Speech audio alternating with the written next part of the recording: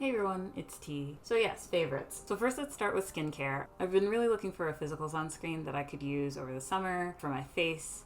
I like chemical sunscreens because there's not as much like whitecast. They tend to break me out. So I found this DRMTLGY medical grade skincare broad spectrum SPF 45. And looking for an SPF 50 PA+++ or whatever sunscreen that doesn't leave white cast and gentle on the skin. I haven't found that exact thing, but this is close. I don't know. It's one of the only physical sunscreens that I've ever used that has a very minimal white cast, especially on my skin. I will say that if you have drier skin, it might be one of those kinds of things where you need to spritz something on your face or something, because it dries matte. It's not oily at all. So last year I had a bout of really bad fungal acne due to some birth control that I took that I'm no longer taking. And unfortunately, once I stopped taking the birth control, the fungal acne did not go away. I've talked about before, wanting to use things on my skin that are a little bit more, that use less ingredients. So I've been looking towards The Ordinary for that. They definitely have skincare within my price point, I guess you could say. So I have a lot of dark spots on my face just from acne scars. I tend to go towards hyperpigmentation. The one thing that has helped with that is Mandelic acid, 10% plus HA.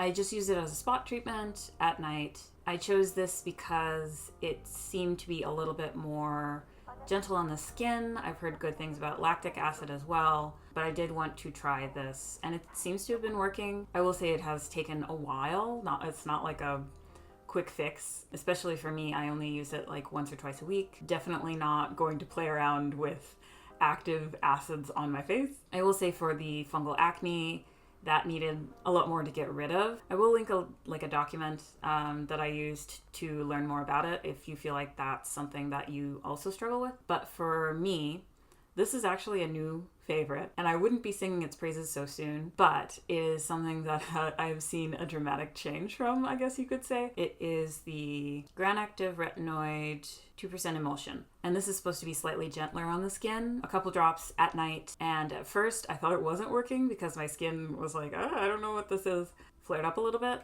But then almost immediately after that, it cleared up. I only have one or two little things here and there that seem to be just leftovers. And I started using this 2 weeks ago. Yeah, it's very wild, the kind of change in my skin from then to now. Also with the help of, other things. So moving on from skincare, last year I bought this kind of clear plastic set of drawers. If you've seen my room tour, then you know what I'm talking about. I found it very useful for realizing that I do have things that I can wear and planning for outfits and stuff like that. The thing about me is that if I do not see the thing in front of me, it's dead to me. I don't know what it is. It doesn't exist anymore. In that, I had all of my accessories in drawers and things like that, and I kept accidentally buying two of the same thing or two very similar things, because it's I don't have a white scarf when I had one in a drawer all along. It's just I didn't know, because I have the object permanence of a toddler. So the first thing that I did was buy something for the accessories, the rings and earrings and stuff that I had. Just a regular jewelry box. I'll see if I can link something similar down below. It has slide out drawers so that everything is very securely fastened in there. I can categorize things by color or style or whatever. In doing that, I realized that I also had a lot of hair accessories and things like that I could also utilize a system like this for. I bought this without realizing that it was this big. I thought it was about the same size as the jewelry box, and then it came, and I was like, oh, this is not. I was going to talk with it next to my head, but I realized that it's actually very hefty. And it also made me realize I have a lot more hair accessories than I thought I did. I actually probably need another one, because I think I still have some pieces here and there just hanging out. Incredibly useful for realizing that I have accessories. They're right there. I should utilize them. Like I said, a goldfish. But I like this one because it has different compartments. It has a big one, several smaller ones. I think you can use something like this for if you have a lot of makeup brushes. I'm honestly just going to probably start using like clear storage solution so that I don't forget that, you know, these things exist and they make my life, they make my life happier, easier, whatever. Yeah, I'll link something similar down below. I got this one from AliExpress, but I'm pretty sure like YesStyle, maybe Amazon carries them, who knows. Let's move on to media. So first we'll go into books. I've actually read a lot of books over the last year or so, way more than I would have outside of the pandemic, I guess. I'm more of a fiction person, definitely prefer like fantasy, sometimes realistic fiction, and I think this is all that. Don't judge me. My Year of Rest and Relaxation by Otessa Moshfegh. This book is really good.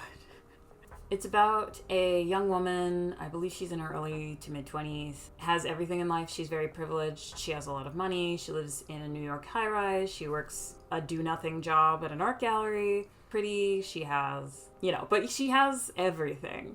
And yet she is extremely depressed. She decides to sleep through an entire year to get rid of her depression. And it's a wild ride. I did not expect what I read coming into this. You kind of like love the character and hate her at the same time. It's early 2000s. She has a lot of early 2000s mindsets. She is horrible to her best friend and to most everyone around her. In the descriptions of depression and anxiety and grief, I was reading this and I was like, I kind of empathize with her. Like, I kind of get where this is coming from. Like, I would never do this and I would never be this horrible, but at the same time, like, I get it. And that scares me a little bit. It scares me. Like, I don't know what it says about me. Say what you will about my need for therapy. So last but not least is probably the best book that I read this year, The Fifth Season by N.K. Jemisin. So I'm very picky about my fantasy book. Don't like when things are like, you know, flowery purple prose, like going on forever. I like my fantasy to be, you know, approachable. You can have like cool systems or whatever, and I don't need it to be like simplistic like Harry Potter. So when I got to this, I got to it with a little bit of hesitation. It didn't disappoint. Basically, it follows these characters that are origines, meaning they have a connection to the earth. They are feared and also kind of enslaved, but they also know when kind of apocalyptic events that happen every once in a while. So they have immense power, but also are oppressed in that way.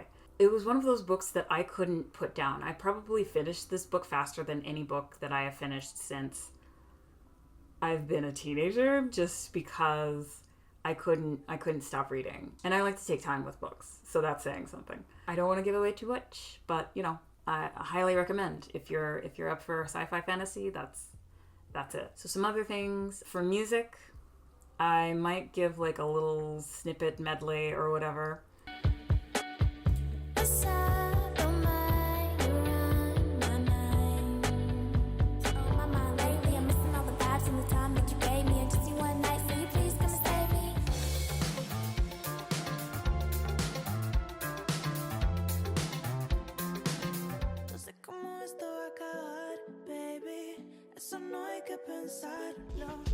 Met you on a Saturday, knew it was something. Soon as you spoke it, I fucking across the table. And then the last thing is kind of an accessibility thing, but also has really helped me lower my screen time, I will say. It's turning my screen black and white. I looked at my phone the other night and it was like, you spent this many hours on this app. And I was like, oh God. In looking up how to fix that, I turned my screen black and white.